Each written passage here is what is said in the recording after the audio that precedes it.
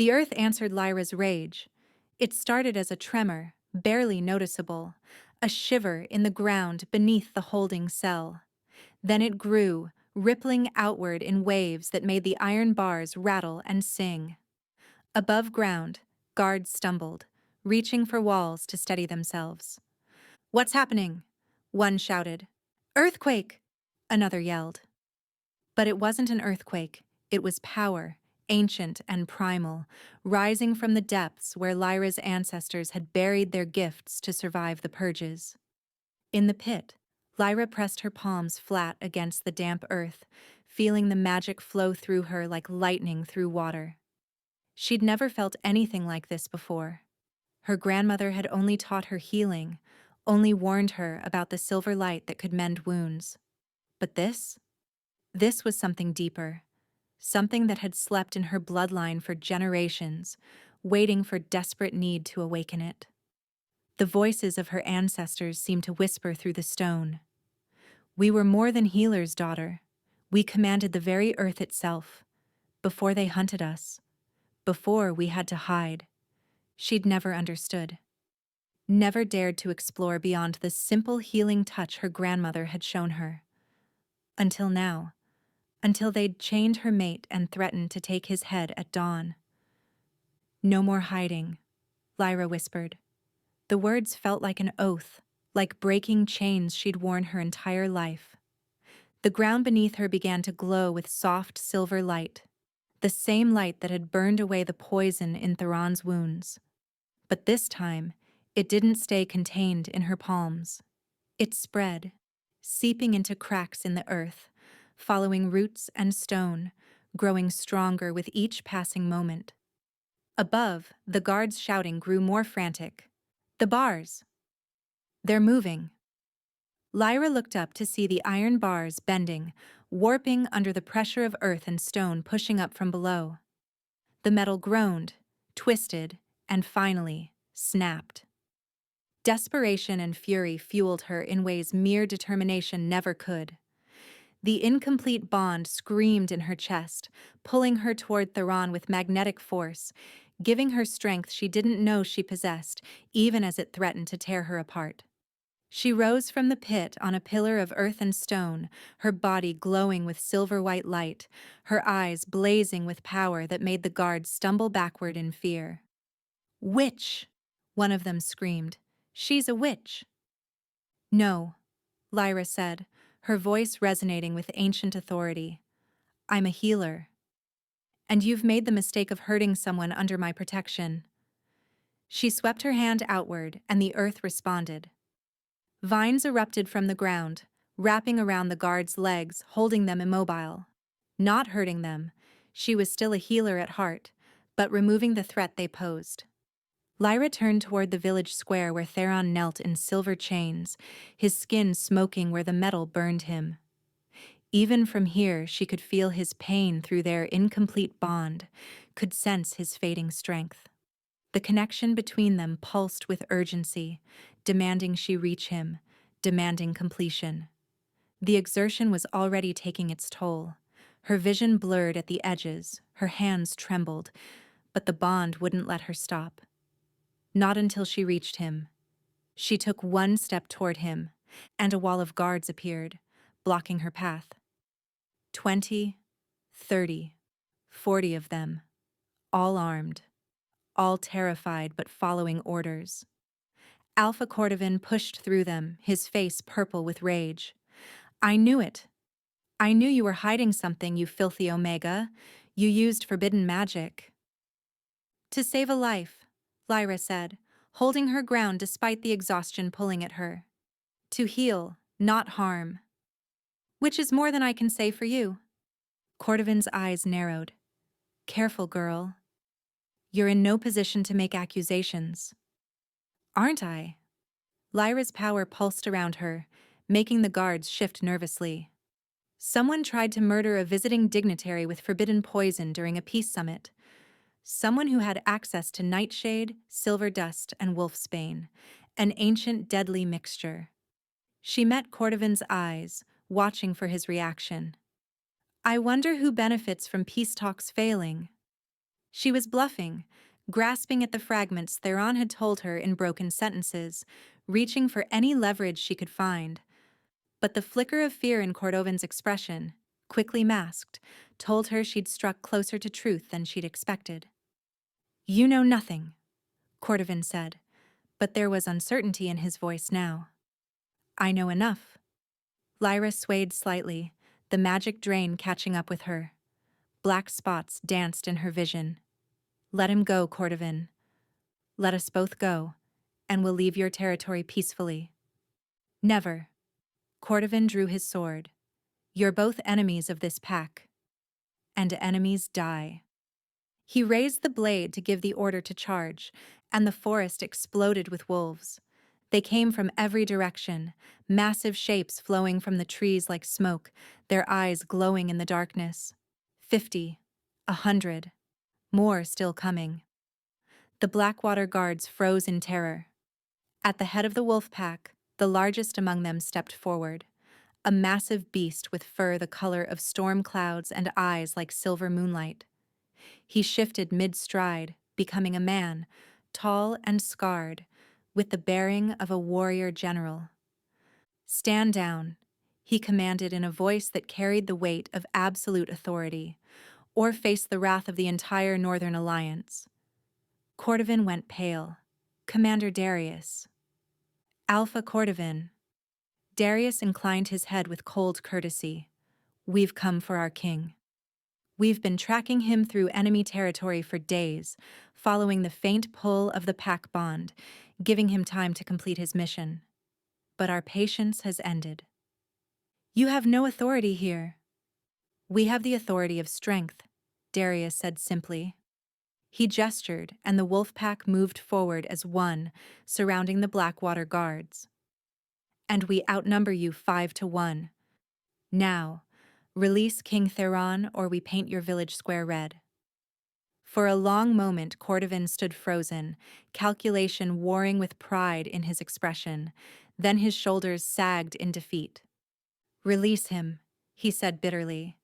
Two guards moved toward Theron with keys, their hands shaking as they unlocked the silver chains.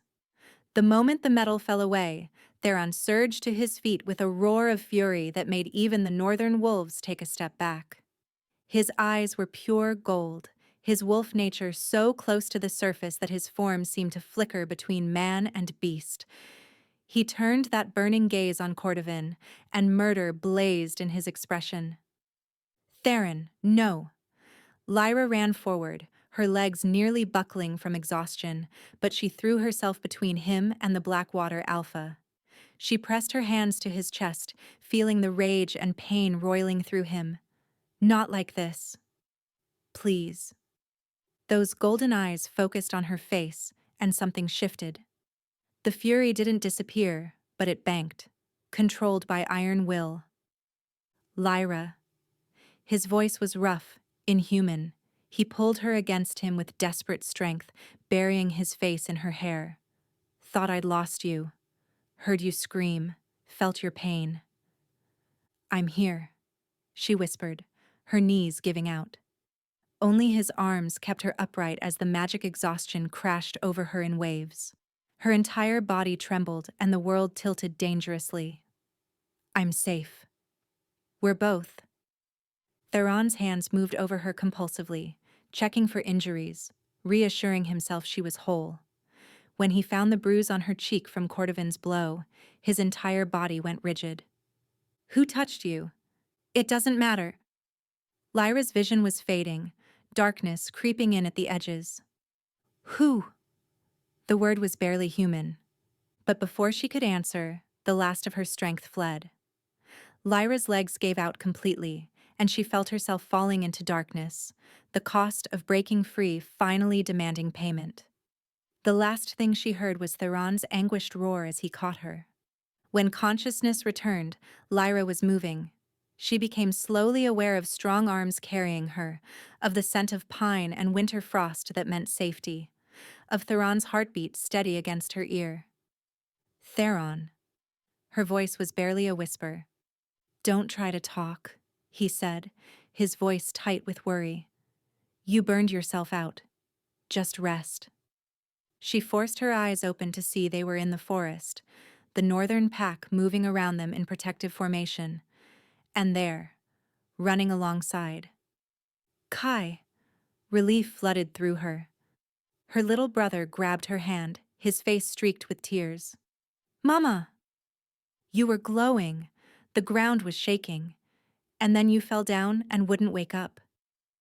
I'm okay, sweetheart, Lyra managed, though her body felt like it weighed 1,000 pounds. She looked at Theron questioningly.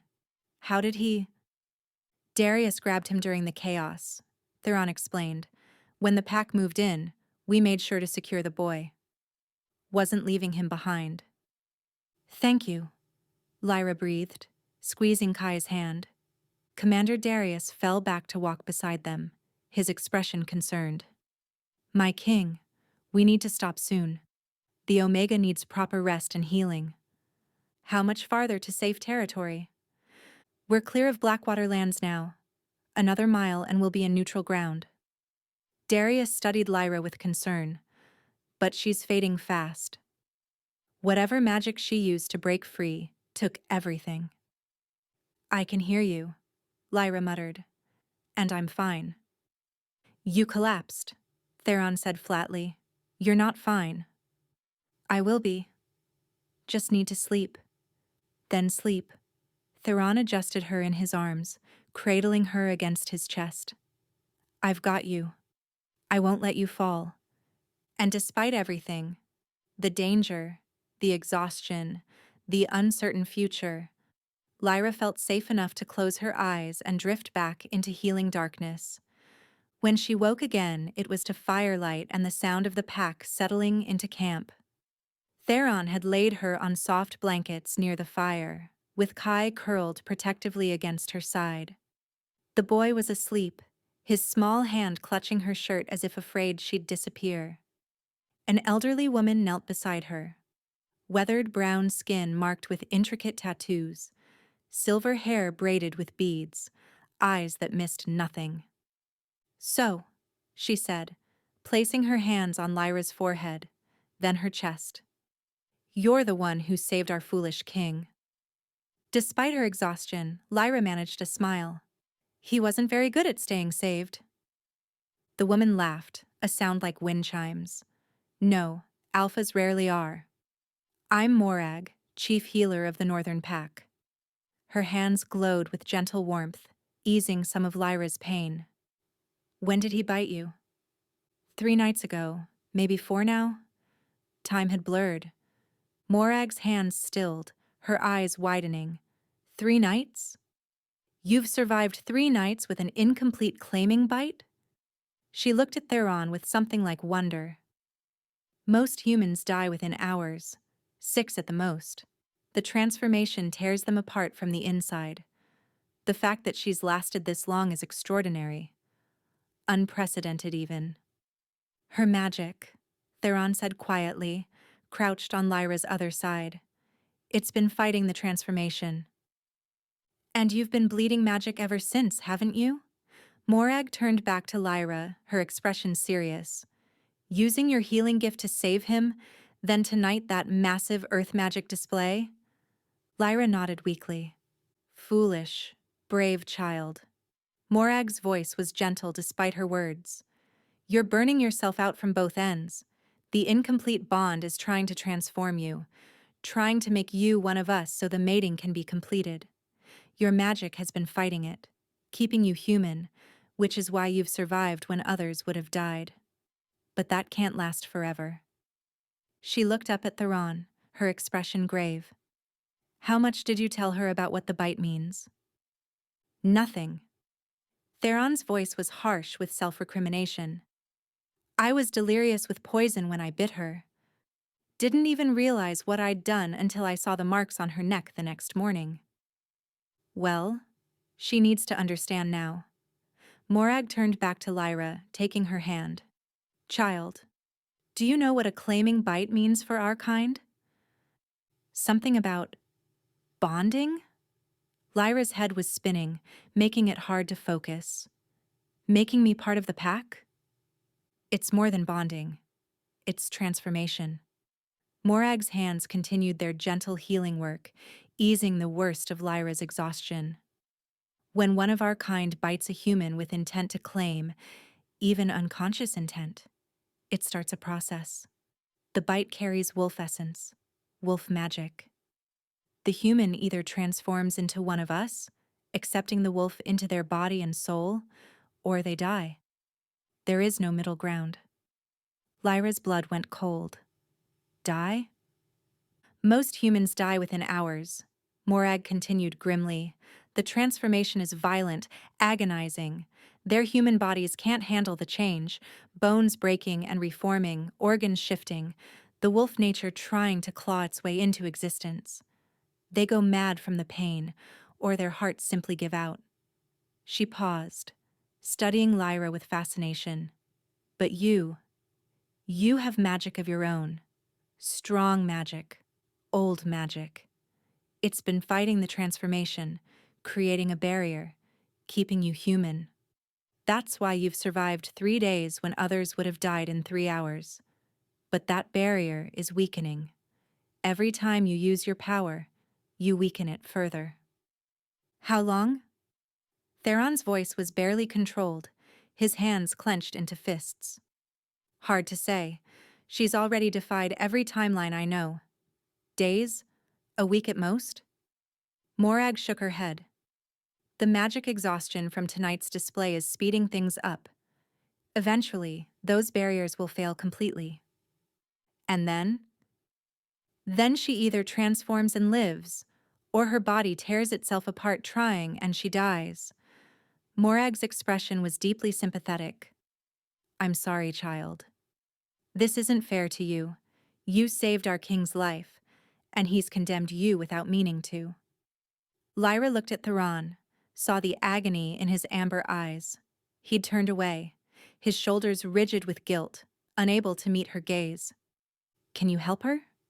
Kai's voice was small, frightened. He'd woken during the conversation, and now he clutched Lyra's hand. Please? She's all I have. Morag's expression softened as she looked at the 7-year-old boy. There is a ritual. Ancient, dangerous, but possible.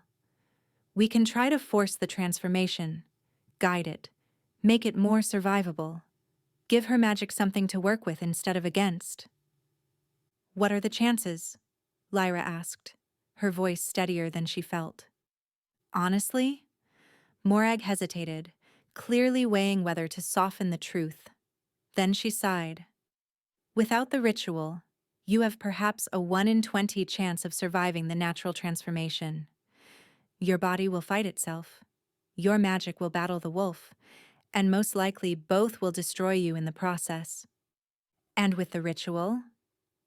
With the ritual and the pack's strength to draw on, guidance from those who've walked this path before, maybe 1 in 5, 1 in 4 if you're lucky. Morag squeezed her hand. I won't lie to you, child. Those are still terrible odds, but they're better than certain death. The words hung heavy in the air.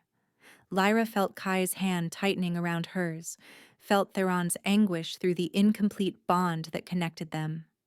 There's something else, Morag continued, studying Lyra more intently. Something that might help. May I see your hands? Confused, Lyra held out her hands.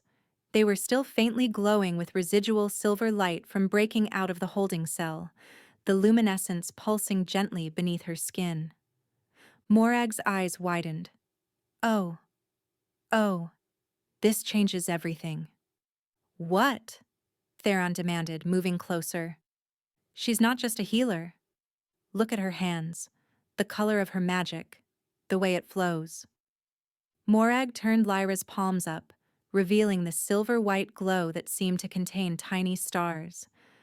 That's moon magic, old magic, from before the purges, the magic of the first shifters. I don't understand, Lyra said.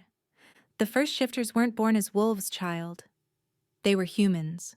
Humans with magic that connected them to the natural world. Healers. Everyone who learned to take animal form because their magic made them flexible, adaptable. Morag's voice grew excited, hopeful. Your magic isn't fighting the transformation because it's rejecting it. It's fighting because it doesn't know how to help. It's trying to protect you, but it doesn't understand that transformation isn't death. It's change. If we can teach your magic, guide it. Show it how to work with the wolf instead of against it. Then what? Theron asked urgently. Then her chances go from 1 in 5 to much better. Maybe even odds. Or better. Morag cut herself off, clearly trying not to promise too much. I don't want to give false hope. The ritual will still be dangerous, still be painful. But this moon magic, it's exactly what she needs. It's like her ancestors left her the key, and she just needs to learn how to turn it. Relief flooded Lyra so intensely it made her dizzy. Not certainty, but hope. Real, tangible hope. So the ritual, she began, will be different than I initially planned, more complex, but potentially much more effective. Morag was already standing, calling orders to other pack members. We'll need a full moon circle. Every wolf who can spare strength. All the old herbs. And you, my king. You'll be at the center with her. Why me? Theron asked, though he was already moving closer to Lyra. Because you're her mate. The bond between you is what's causing this transformation, but it's also what will save her. Morag met his eyes seriously. When the transformation begins, when the pain becomes unbearable and she wants to give up, she'll need an anchor. Something to hold on to. A reason to keep fighting. You're that anchor. Theron nodded, his jaw set with determination. Whatever she needs. Whatever it takes. Kai tugged on Morag's sleeve. Can I stay with her? I don't want her to be scared. Morag knelt before the boy. The ritual will be intense to watch, child. Frightening even. Are you sure? She's my sister. Kai's voice was firm despite the tears in his eyes. If she's scared, I want her to see me. So she knows she's not alone. You're a brave one. Morag ruffled his hair gently. You can stay close, just outside the circle. That way, she'll see you the whole time. Within an hour, everything was ready. The northern pack had drawn a circle in the clearing using crushed moonstone and dried herbs. Wolfsbane for strength, yarrow for healing, sage for purification. Ancient symbols marked the perimeter, glowing faintly in the darkness. The pack stood around the circle's edge, 30 strong, all in human form. The full moon hung directly overhead, its light seeming to concentrate within the sacred space. Lyra stood at the center with Theron, feeling the power building around them like a gathering storm. The air itself seemed to hum with magic. Kai watched from just outside the circle, held securely in Commander Darius's arms, his small face determined despite his fear. Morag began to chant in a language that sounded like wind through ancient trees, like water over stone worn smooth by time. The pack joined in, their voices creating a harmony that made Lyra's bones vibrate, that seemed to resonate with something deep inside her.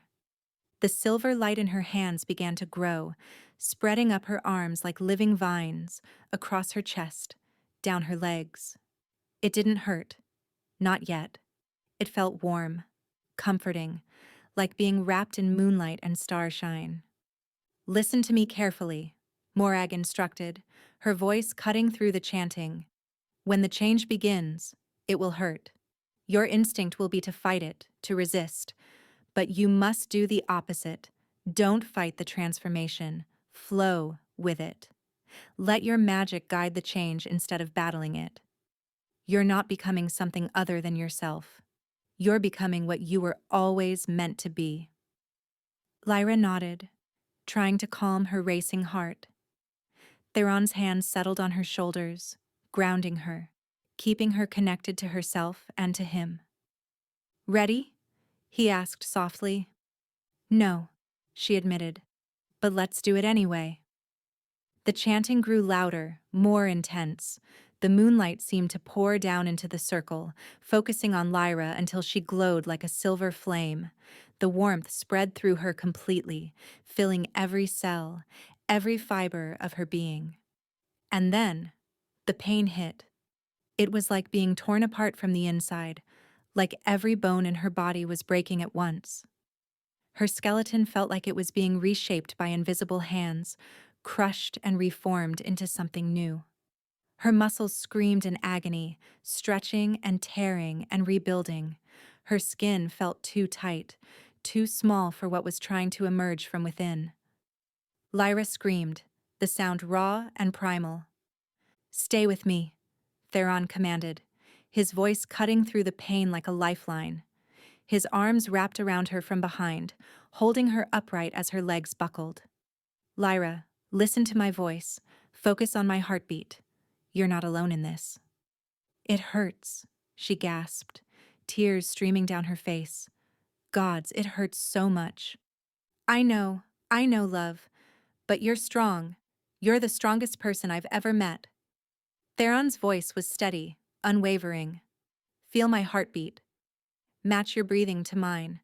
Let the pain wash through you, but don't let it break you." Lyra pressed back against his chest, trying to focus on the steady thump, thump, thump of his heart rather than the agony consuming her. The pack's chanting wrapped around her like a cocoon of sound, supporting her, lending her strength. Her magic surged in response. But this time, guided by Morag's words, supported by the pack's energy, anchored by Theron's presence, it didn't fight. It reached out to the transformation, tentatively at first, then with growing confidence. She felt the two forces touch, felt them begin to flow together instead of tearing her apart. The pain didn't stop, but it changed, became purposeful rather than destructive. Her magic was learning, adapting, guiding the transformation instead of resisting it. "That's it," Morag called out, triumph in her voice. "She's doing it. The magic is accepting the change. Keep the chant steady." Lyra's vision blurred, shifted. Suddenly she could see heat signatures, Theron blazing bright behind her, each pack member a point of warmth around the circle, even small Kai glowing with life force. She could smell individual scents from pack members yards away, Darius's leather and steel, Morag's herbs and smoke, Kai's familiar scent of sunshine and childhood. Her hearing sharpened until she could distinguish 30 different heartbeats, could hear the whisper of wind through fur and the scrape of claws on stone. Her body convulsed. Bones cracked and reformed with sounds that should have made her faint. Fur sprouted along her arms, her legs, silver white and gleaming. She felt her face elongating, her teeth sharpening, her spine restructuring. And through it all, Theron held her. His scent, his heartbeat, his steady presence. They were the only things keeping her sane, keeping her grounded in who she was even as her body became something new. "Almost there," he whispered against her ear, his voice rough with emotion. "Almost there, my brave Omega. Just a little more. I can see the wolf in you. She's beautiful. Just let her out."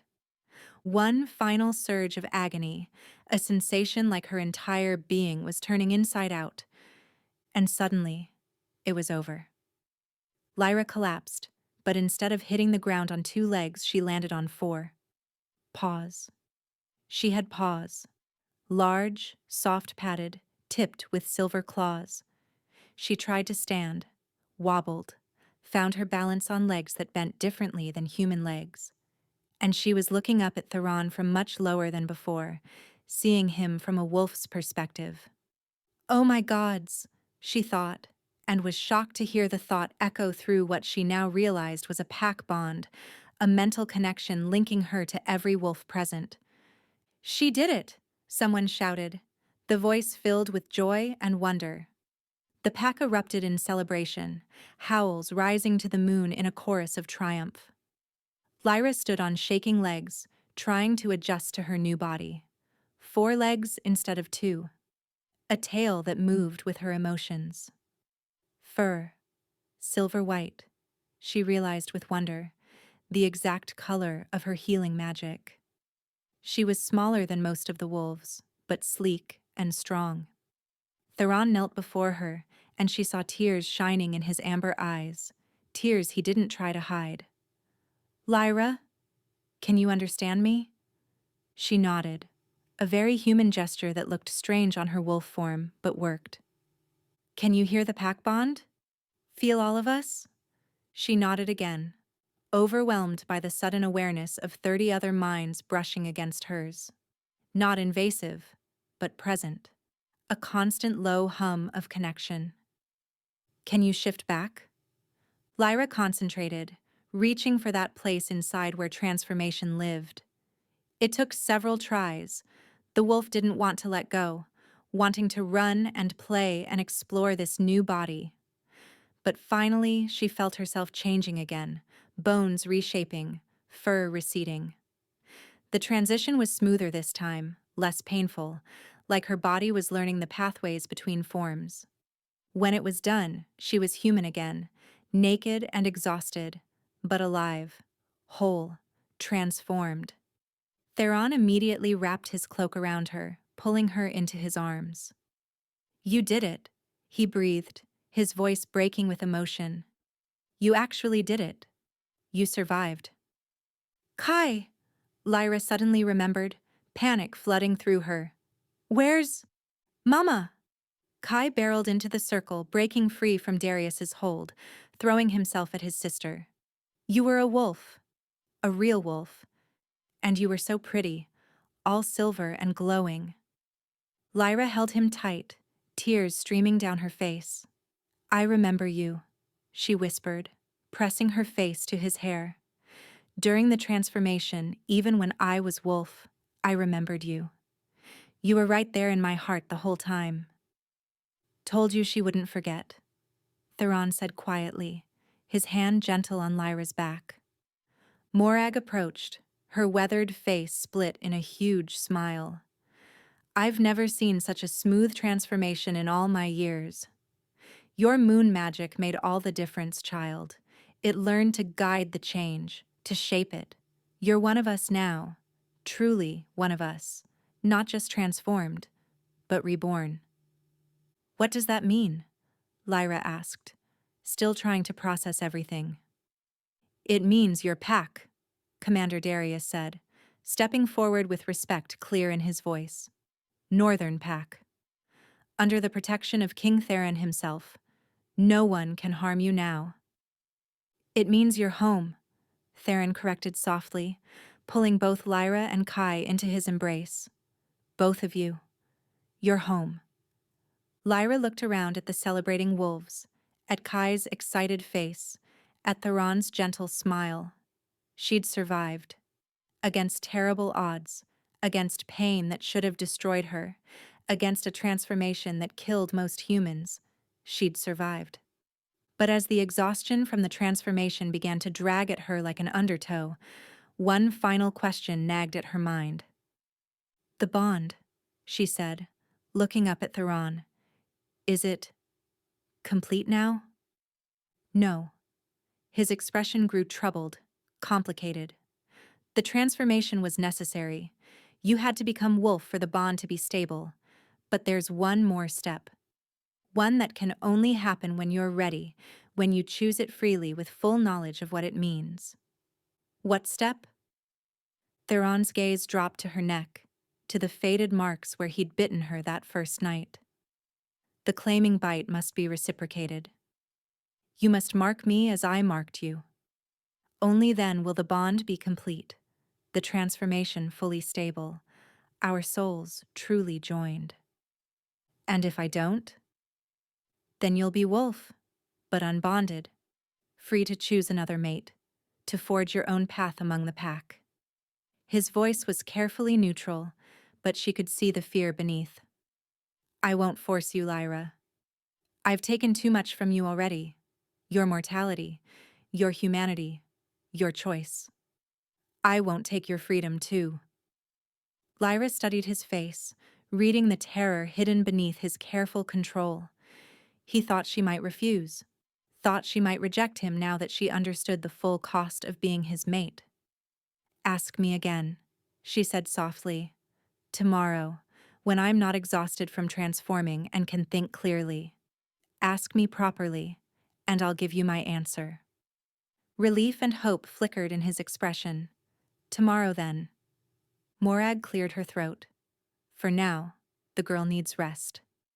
The transformation took everything she had, and then some. Darius, organize the camp for the night. Everyone else, give them space and privacy. The pack dispersed efficiently, setting up tents and organizing watches with military precision. Theron carried Lyra to a shelter someone had prepared, a tent with warm furs and soft blankets.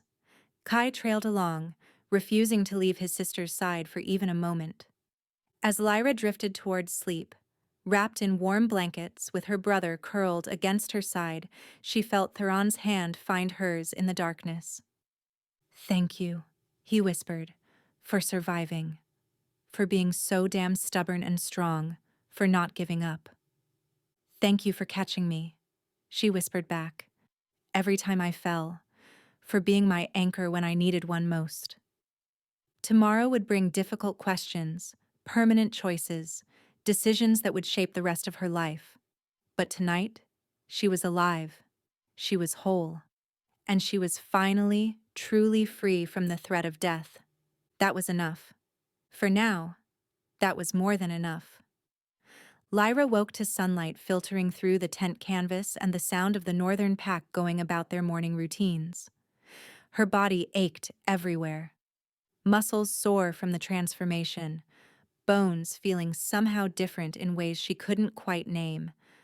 But it was a good ache. The ache of something accomplished, not destroyed. The ache of becoming rather than breaking. Kai was still pressed against her side, snoring softly with the abandon of childhood. And Theron dash. Theron sat in the corner of the tent, clearly having kept watch all night despite his own exhaustion.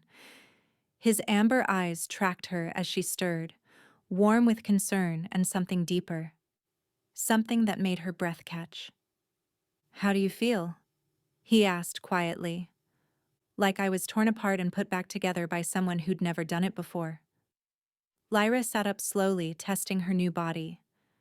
Everything felt slightly different. Sharper, stronger, more alive. Her senses were overwhelming. She could hear conversations from tents yards away, smell breakfast cooking, feel the morning breeze against her skin with heightened sensitivity. But good. Strange, but good. The first shift is always hardest. Your body is still learning the pathways between forms.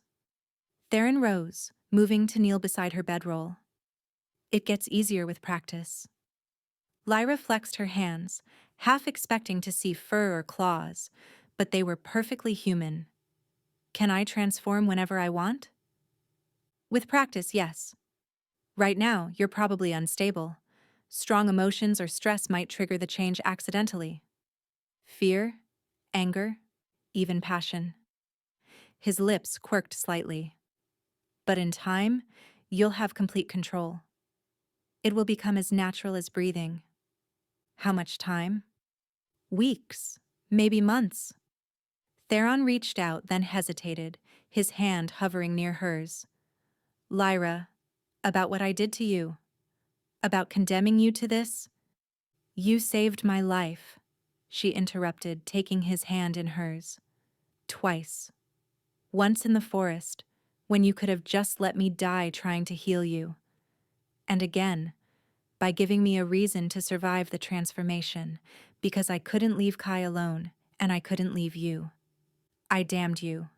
Took your humanity, your mortal life, your choice in what you would become." "No." Lyra squeezed his hand. "You gave me a choice I never had before. Freedom from a pack that despised me, power that I don't have to hide, a place where my magic is celebrated instead of feared." She smiled. "Though I'll admit, I didn't expect the wolf thing.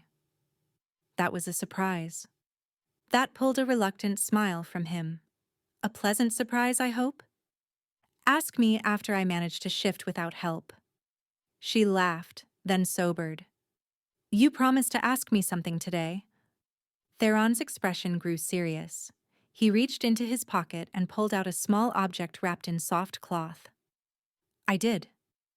But first, I need you to understand what you'd be accepting. He unwrapped the cloth to reveal a silver ring, beautifully crafted, etched with intricate wolves running around the band.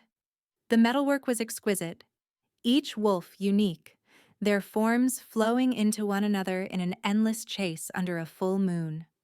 In the northern packs, we don't force bonds, Theron explained, his voice soft but serious. We choose them. When one of our kind finds their mate, the person who makes their wolf sing, who completes them, we offer this, a promise ring. If accepted, we complete the bond with the reciprocal claiming bite. If refused, he swallowed hard.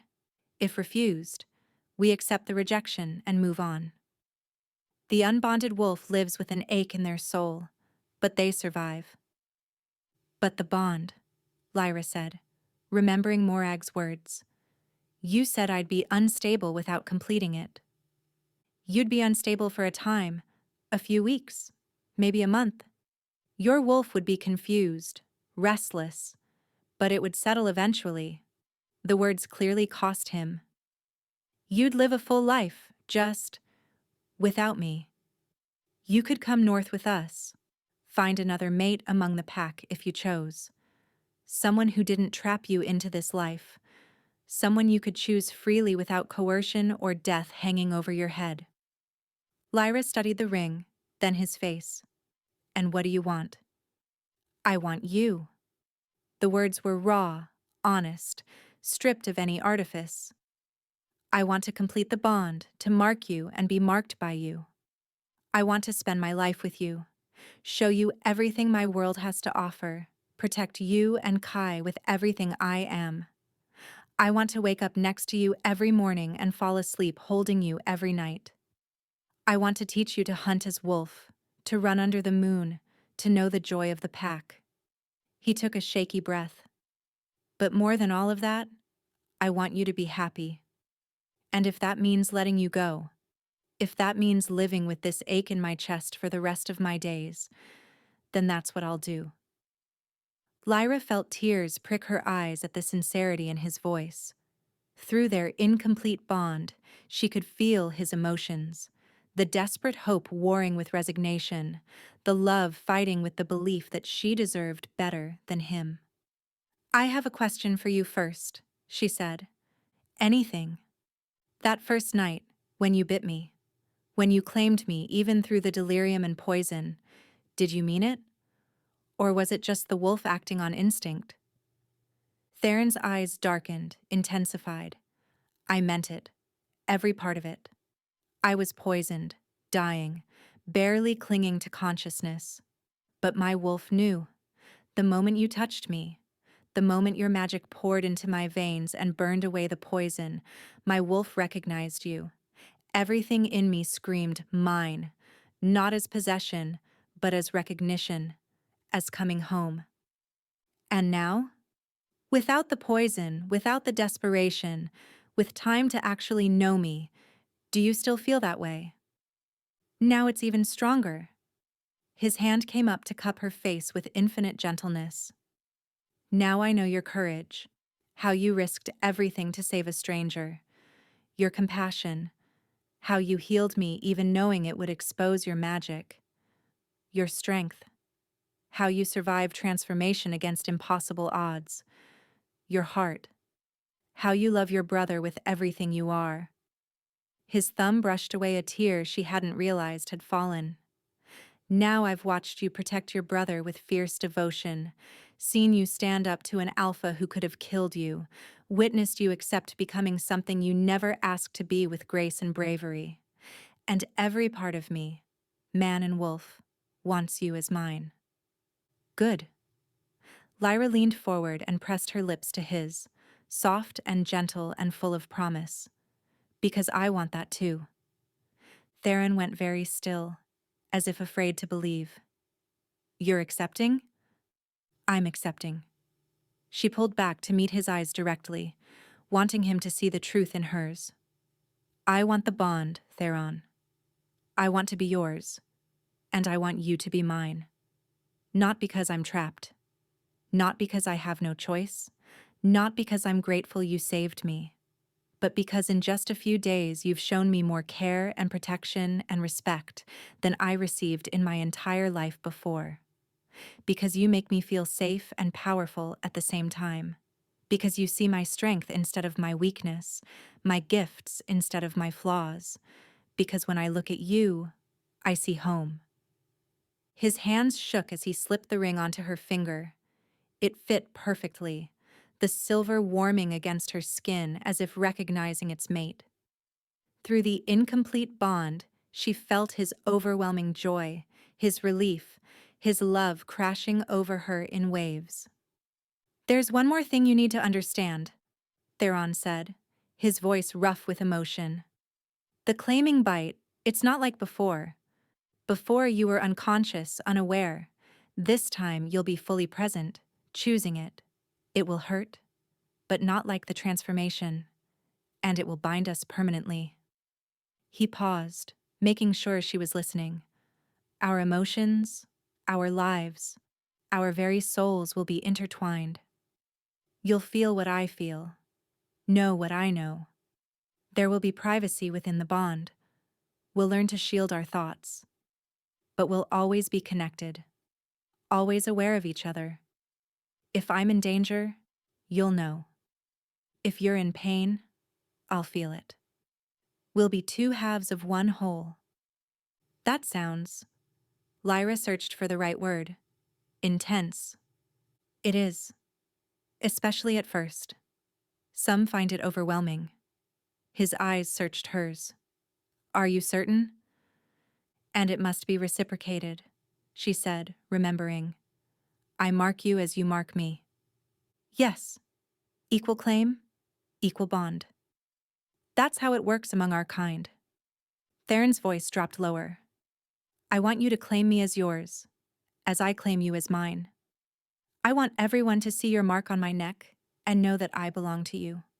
Will you? Instead of answering with words, Lyra pulled him down for another kiss, deeper this time, pouring all her certainty and love and choice into it. She felt his control snap, felt him pull her against him with desperate need tempered by careful restraint. When they broke apart, both breathing hard, she whispered against his lips, yes. 1,000 times, yes. A sound outside the tent made them freeze. Then Kai's voice, deliberately loud and long-suffering. Are you done being mushy yet? Commander Darius says we need to do a ceremony, and Morag is making special cakes. And I'm really hungry. Theron laughed, the sound surprised and genuine and full of joy. We're done, little one. Finally, can I come in? Give us 1 minute to get dressed, Lyra called, looking down and realizing she was still wearing only Theron's cloak. She felt her face heat. Theron handed her clothes someone had left. Simple but well-made, soft leather pants and a tunic in northern style. As she dressed, she caught him watching her with an expression that made heat pool in her belly. Tonight, he promised, his voice rough. After the ceremony. I'll show you everything the bond can be. Lyra shivered with anticipation. I'll hold you to that. The ceremony was both simple and profound, carrying the weight of ancient tradition. The entire northern pack gathered in a circle under the midday sun, with Theron and Lyra at the center. They stood on ground that had been marked with symbols in crushed herbs and flowers, marks of mating, of joining, of two becoming one. Morag stood as witness, her voice carrying clearly in the mountain air. We gather to witness a mating bond, she announced, her tone formal but warm. Between Theron, king of the Northern Alliance and alpha of the Mountain Pack, and Lyra, Omega, of old magic and newest member of our family. Do both come freely to this bond, with full knowledge and willing hearts? I do, Theron said, his voice strong and clear. I do, Lyra echoed, her voice steady despite her racing heart. Then let all witness that this bond is chosen, not forced, that these two come together as equals, each claiming the other, each giving themselves freely. Morag smiled. Let the claiming begin. Theron turned to Lyra, his eyes pure gold, his wolf barely contained beneath his skin. She could feel his desire, his love, his need through the incomplete bond.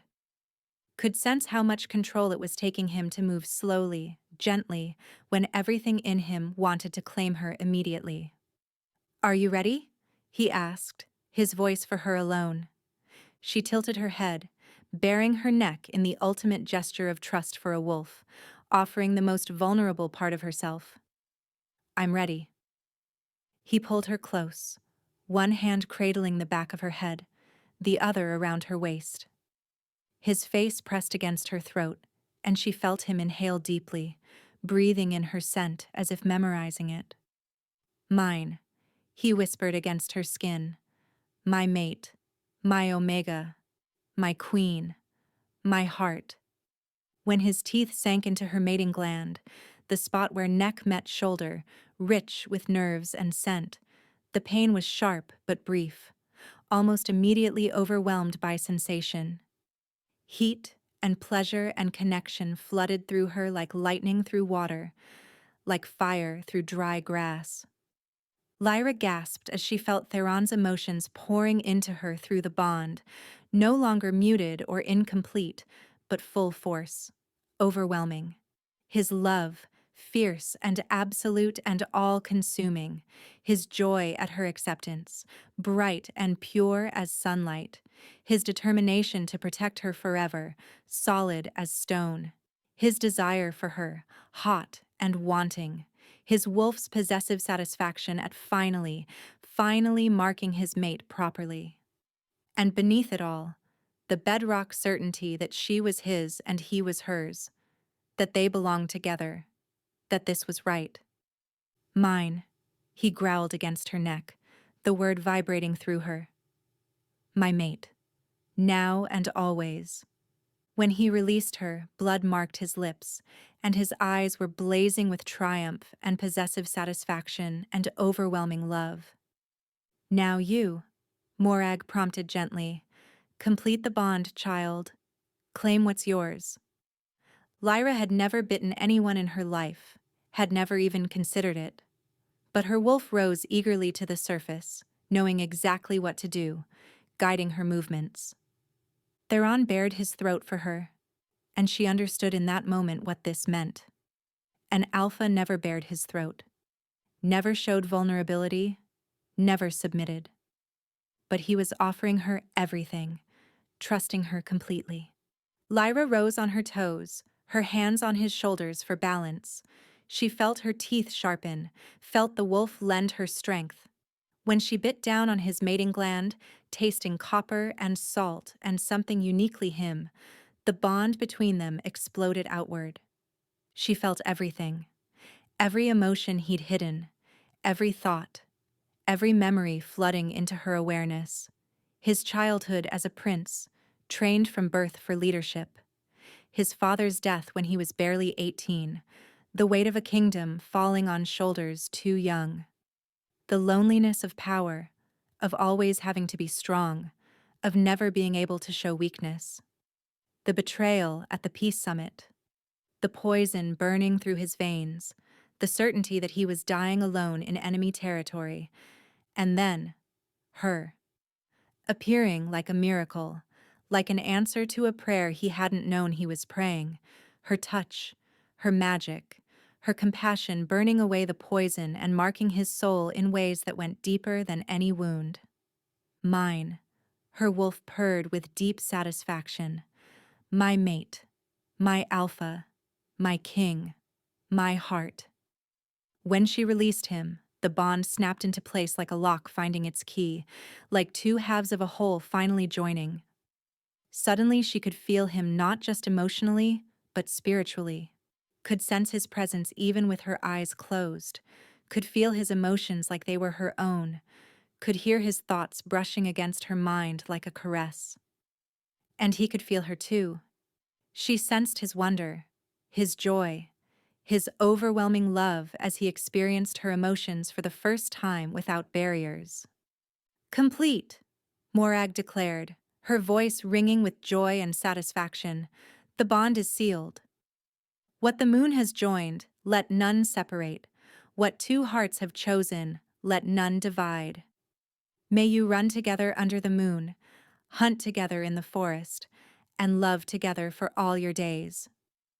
The pack erupted in celebration, howls rising to the sky in a chorus of approval and joy. The sound was primal, beautiful, welcoming, and Lyra felt herself wanting to join them, felt her wolf wanting to throw back her head and howl her happiness. Theron pulled her into his arms, kissing her with fierce possession and tender reverence all at once. Through the bond, she felt his overwhelming love, his relief that she'd chosen him, his joy that she was truly his now. When they finally broke apart, both breathing hard, the pack pressed forward with congratulations. Darius clapped Theron on the shoulder with a grin. Other wolves touched Lyra gently, welcoming her officially into the pack, into the family. She could feel their emotions now through the pack bond: acceptance, joy, curiosity, affection. It was overwhelming and wonderful all at once. And Kai pushed through the crowd and launched himself at both of them, hugging them tight. "Does this mean you're my brother now?" he asked Theron seriously. "For real?" Theron knelt to the boy's level, his expression solemn. "If you'll have me, yes. I'll be your brother, and I promise to protect you and Lyra with everything I am. Can you teach me to make shadow wolves? And hunt? And fight with swords?" "Every day, if you want. Though we'll start with the shadow wolves and work our way up to swords." Theron's lips twitched. "You're a bit young for blade work yet." "I'm 7. "That's old enough," Kai protested. "We'll see what your sister says." Theron glanced at Lyra with amusement dancing in his eyes. "I say shadow wolves for now," Lyra said, ruffling Kai's hair. "We'll discuss the rest when you're older." Kai grinned anyway. "Then yes, you can be my brother." The simple acceptance, the easy way Kai welcomed Theron into their tiny family, made something warm unfold in Lyra's chest. This was family. Real family. Chosen and true. Bound not by blood but by love. Morag approached with a knowing smile. "How does the bond feel?" "Like..." Lyra searched for words. "Like I was incomplete before and didn't even know it. Like he's part of me now, and I'm part of him. I can feel him even when I'm not touching him. It's strange and wonderful and a bit overwhelming." "That's exactly what it is." Morag patted her hand. "You'll adjust. The first few days are the most intense. You'll feel everything he feels, sense every emotion. It will be hard to tell where you end and he begins. Over time, you'll learn to give each other privacy within the bond, to shield your thoughts when needed. But you'll always be connected, always aware of each other." "I can feel him right now," Lyra marveled. "His happiness, his love, his..." She blushed. "Other feelings." Theron's eyes darkened with heat. "Perhaps we should..." "Not yet," Morag interrupted firmly, though her eyes twinkled. "First, we travel. We're still in neutral territory, barely a day from Blackwater lands. Your enemies know you survived, know you have a mate now. We need to get north of the borderlands, into our own territory, before we're truly safe." Darius nodded agreement. "The king's life has been threatened once already. Until we discover who was behind the poisoning, he remains at risk. And now his mate as well. Then we move, Theron said, his protective instincts flaring through the bond. I won't risk Lyra or Kai. Within the hour, Darius confirmed, already moving to organize the pack. The camp was packed with impressive efficiency, the northern wolves working together with the coordination of long practice. Within an hour, they were moving north, traveling in a loose formation with scouts ranging ahead and behind, guards positioned to protect the most vulnerable, including Lyra, Kai, and several Omega healers. Lyra walked beside Theron, Kai between them holding both their hands, feeling like she was in a dream. Just 5 days ago, she'd been a powerless Omega in a cruel pack, hiding her magic and fearing for her brother's life. Now she was mated to a king, part of a pack that celebrated her gifts rather than fearing them. She could transform into a wolf whenever she chose. She had a mate who looked at her like she hung the moon and stars. "What are you thinking?" Theron asked softly, the bond letting him sense her churning emotions even if he couldn't read her exact thoughts. "That my life has changed so completely I barely recognize it. Do you regret it?" There was vulnerability in the question, in his voice. "Not even a little bit." She squeezed his hand. "But I'm scared too. Of what comes next. Of whether I'll be good enough for—" "Stop." Theron halted their walk, turning to face her fully. Around them, the pack flowed past, giving them space. "You are more than good enough. You're perfect. I'm not. You are. To me, to Kai, to this pack." He cupped her face in both hands, his touch gentle despite his intensity. "You saved my life when you had every reason to walk away. You faced down a cruel alpha to protect your brother. You survived a transformation that kills most humans. You chose me when I gave you every reason not to. And anyone who says you're not good enough will answer to me." Through the bond, Lyra felt the absolute truth of his words. He truly believed she was perfect, flaws and all. Believed she was worthy of being queen, of being his mate, of being loved. "I love you," she blurted, the words escaping before she could stop them. Theron's entire expression transformed, becoming radiant. "I love you too. Have since that first night, I think. When you saved my life without hesitation, without knowing who I was or what I could offer. You saw me dying and chose compassion over safety. Chose to help a stranger when it would have been smarter to walk away. I'm a healer. It's what I do." "No." His thumb brushed her cheek with infinite gentleness. "It's who you are. Your nature, your soul, your heart. And it's one of the 1,000 reasons I love you." They might have kissed again. The bond was singing between them, pulling them together, but Kai tugged on both their hands. "Are we almost there?" he asked plaintively. "My feet hurt, and I'm hungry, and it's really hot." Theron laughed and scooped the boy onto his shoulders in one smooth motion. "We're about halfway through today's journey. Think you can make it up here?" "Yes!" Kai grabbed onto Theron's hair for balance, his earlier complaints forgotten. "I'm so tall. I can see everything. Lyra, look how tall I am." "I see, sweetheart." Lyra smiled up at her brother, her heart full. "You're taller than everyone." Watching them together, her mate and her brother, laughing and comfortable with each other, Lyra felt something settle deep in her chest. This was right. This was meant to be. This was home. They traveled for 3 more days, moving steadily north through increasingly wild and beautiful country. The forests grew thicker, the mountains taller and more dramatic. The air turned crisp and cold even in late summer, smelling of pine and snow and wild things. The landscape changed from the gentle rolling hills of Blackwater territory to something more rugged, more primal. And throughout it all, Lyra learned what it meant to be bonded.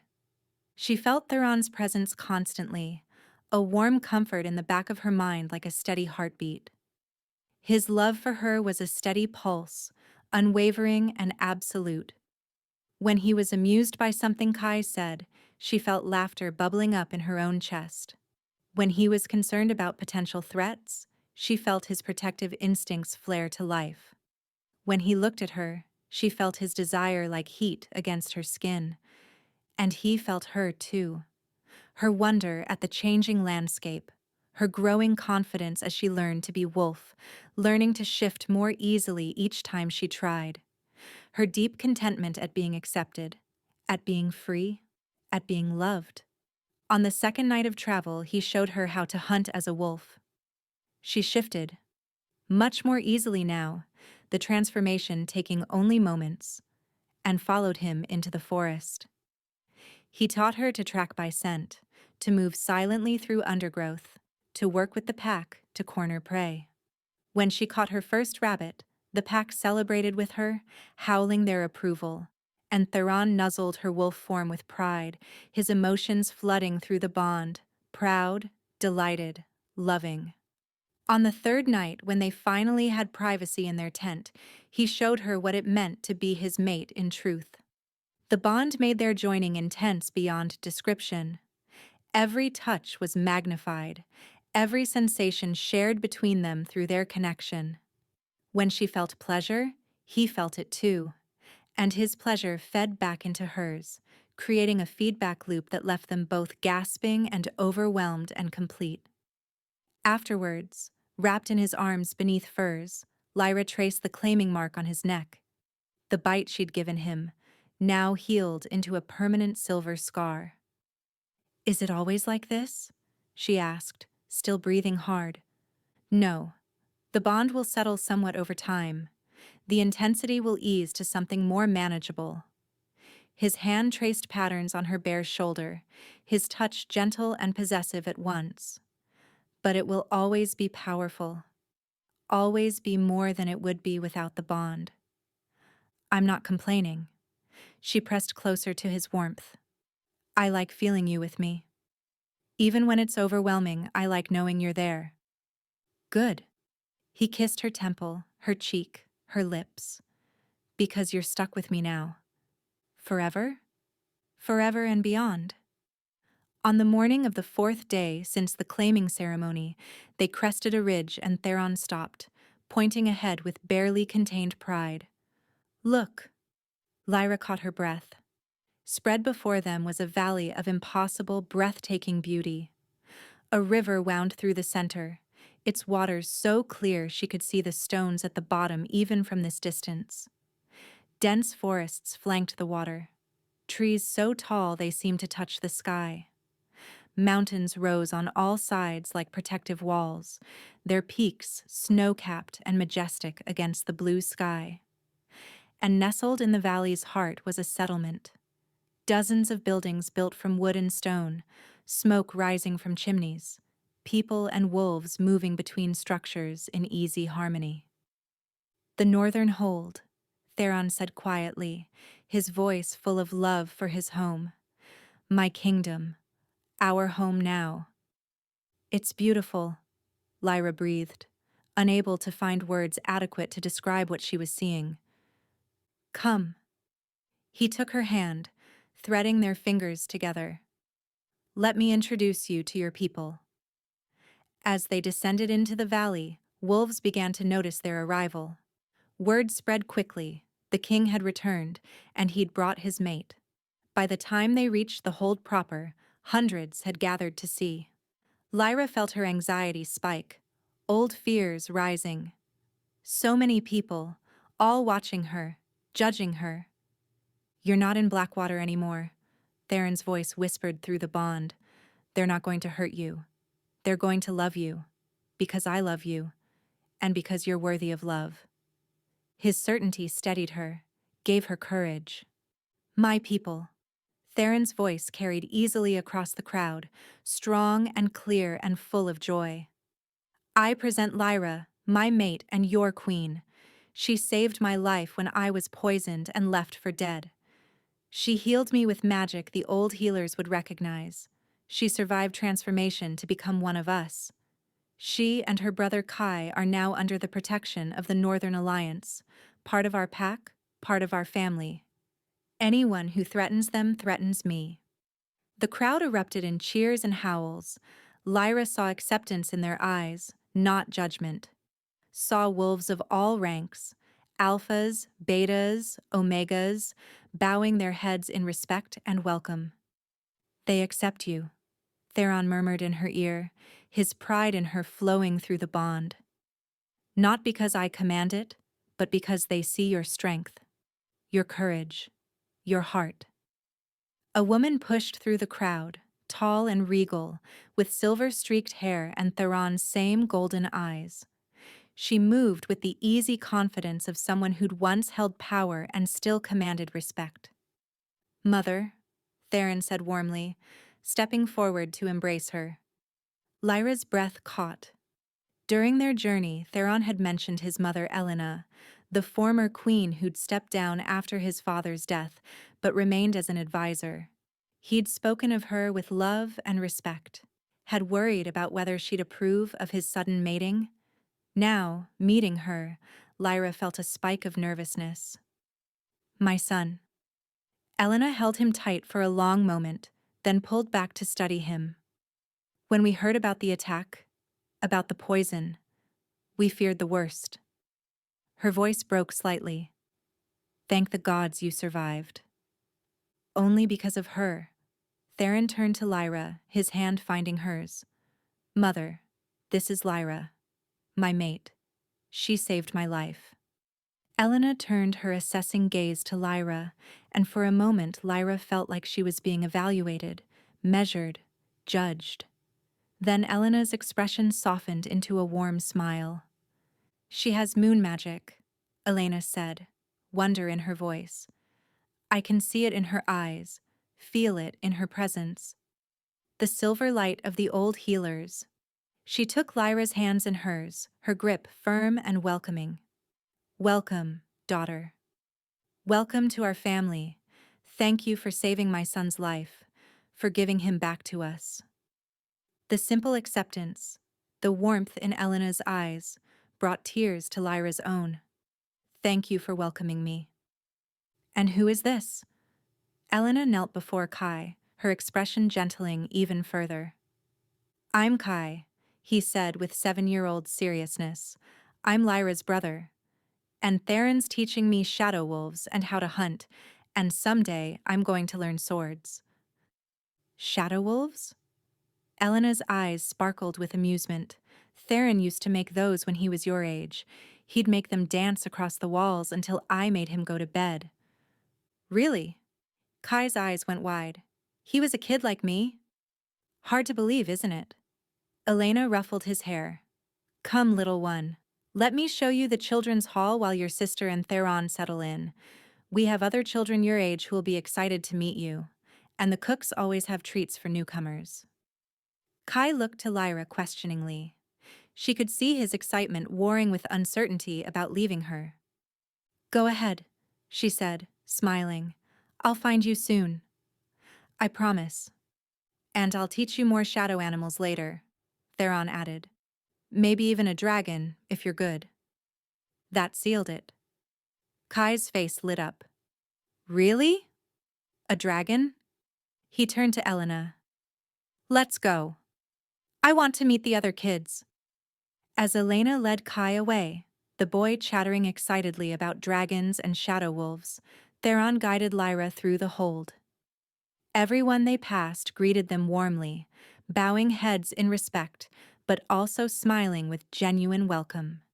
She saw wolves in human and animal form mingling freely, working together, laughing together.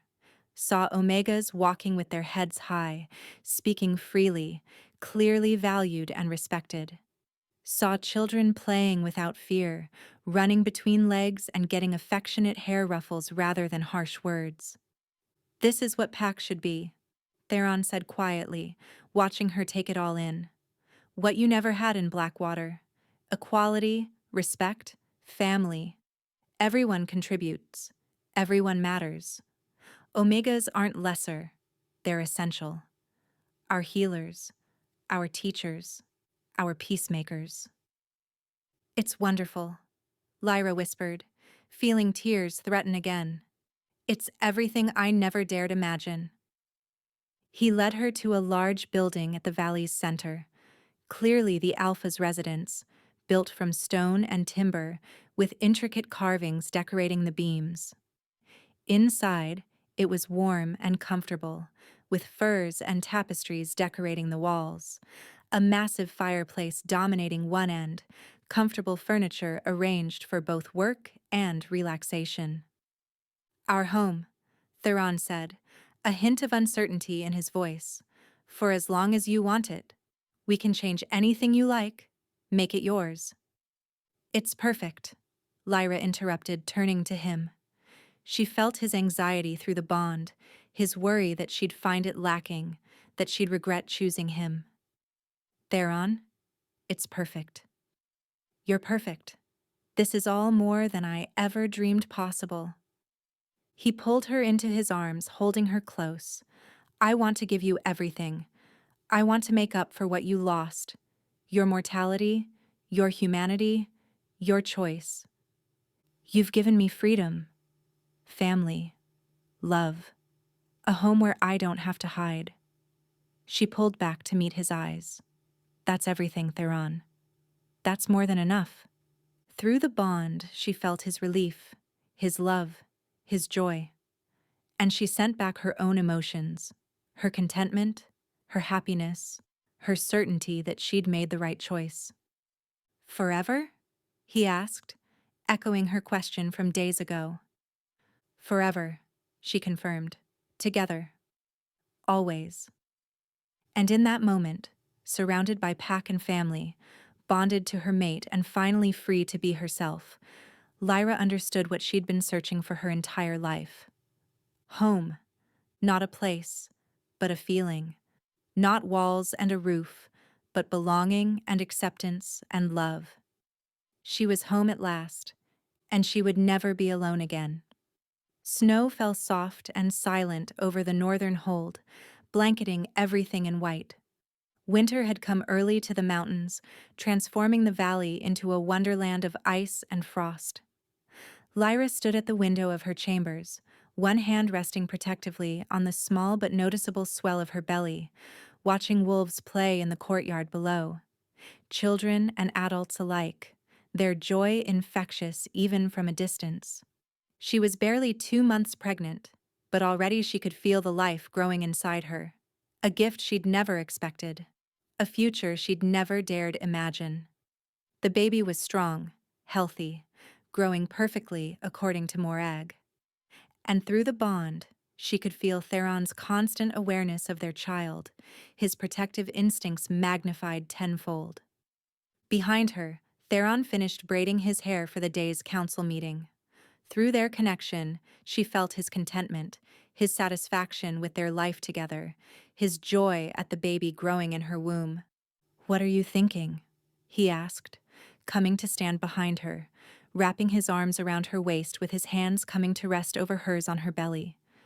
"That I'm happy." She leaned back against him, feeling his strength, his warmth, his love surrounding her. "That I never thought I could be this happy. That I keep waiting to wake up and discover it was all a dream." "It's real," he assured her, pressing a kiss to her temple. "And it's just the beginning."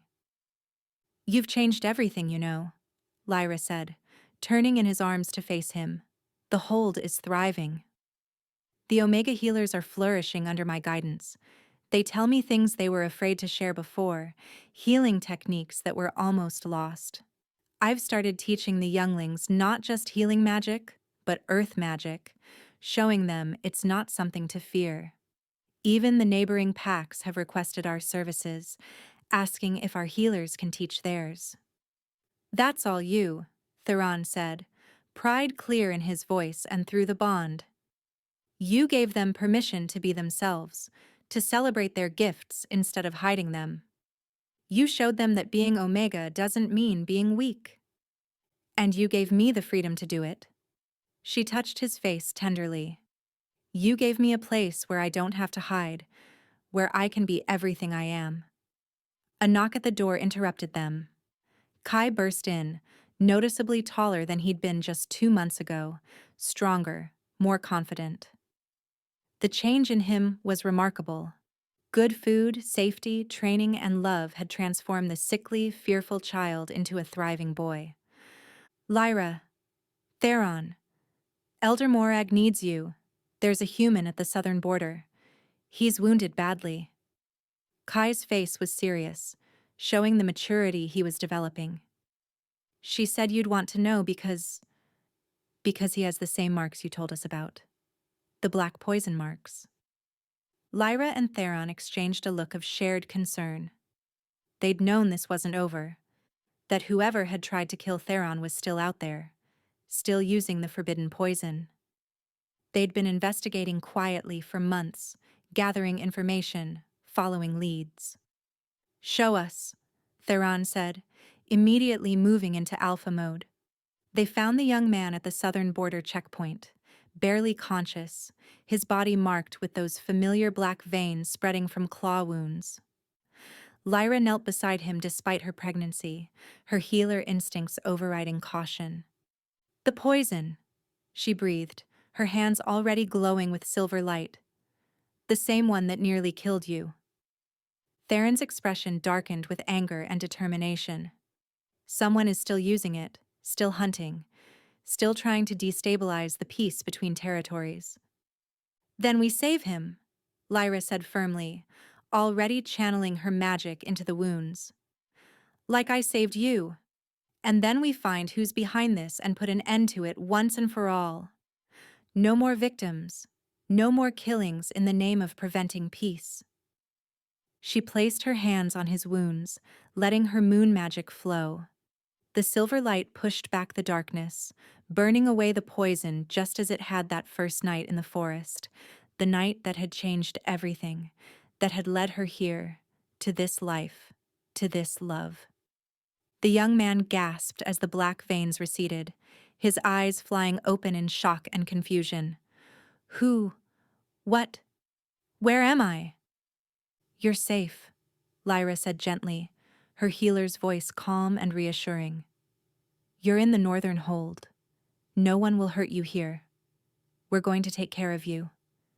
As they carried him to the healing house, Theron supporting most of his weight while Lyra directed the healers, Kai walked alongside them, watching everything with bright, curious eyes. Mama? He asked quietly.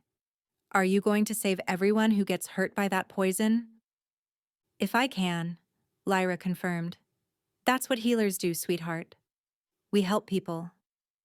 Even if they're from other packs? Even if they might be enemies? Especially then. She smiled at her brother. Because healing isn't about sides or politics or who deserves help. It's about compassion. About choosing to ease suffering wherever we find it. Theron's hand found hers, squeezing gently. Through the bond, she felt his love, his pride, his agreement with her words. As they settled the young man into the healing house, Morag taking over his care while other healers assisted, Theron pulled Lyra aside, his expression serious.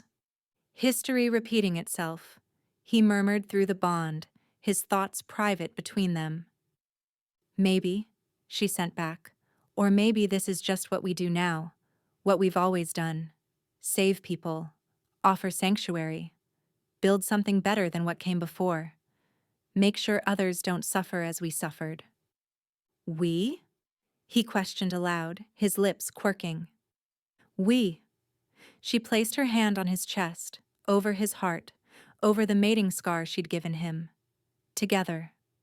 Always. This won't be the last, Theron said, his voice low. Whoever is behind the poison attacks, whoever is trying to prevent peace, they'll keep trying. There will be more victims, more attacks, more danger. Then we'll keep investigating, keep protecting, keep saving. Lyra met his eyes steadily. We'll find who's behind this. We'll stop them. And we'll make sure no one else has to die from that poison. That's our responsibility now. Not just to our pack, but to everyone who might be targeted. Our responsibility, he agreed. But you, his hand moved to her belly protectively. You should rest.